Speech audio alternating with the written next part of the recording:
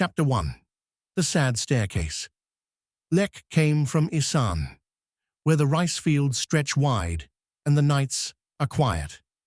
She had never imagined leaving her village, never imagined Pattaya with its neon lights and ceaseless noise. But imagination has little to do with survival. When her husband left, quietly, with another woman and no apology, Lek was left with an empty house and a 2-year-old daughter who still reached for her father in the night. There was no money, no work, and no family who could take in another mouth to feed. Hunger is persuasive, desperation more so. So Lek went south. At 22, she was striking in a way that could not be manufactured. Her skin was darker than most of the girls on Soi 6, kissed by years of sun rather than salon lights. She had no silicone curves, no sharpened chin, no altered nose. Her beauty was quiet, almost shy, like herself. She spoke no English, drank only on holidays, and had only ever known one man.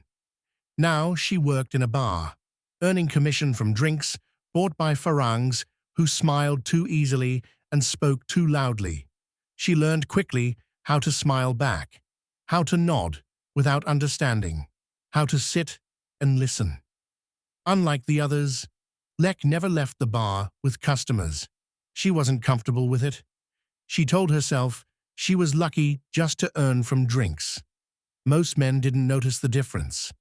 Then one evening, John walked in.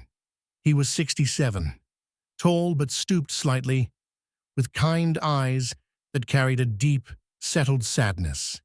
He had lost his wife recently, and the world had become too quiet for him. Unlike the others, he did not grab, did not boast, did not try to impress. He spoke gently, patiently, and waited when Lek struggled to understand. Lek was nervous around him at first. She always was with older men. But John was different. He listened. He laughed softly. He treated her as if she mattered. When he asked if she would spend time with him outside the bar, Lek hesitated. She had never done that before.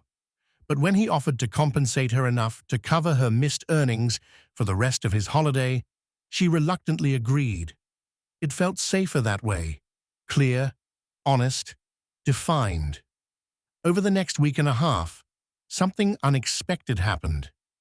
John grew fond of Lek, not just her beauty, but her gentleness, her quiet strength, the way she spoke about her daughter with fierce love in her eyes.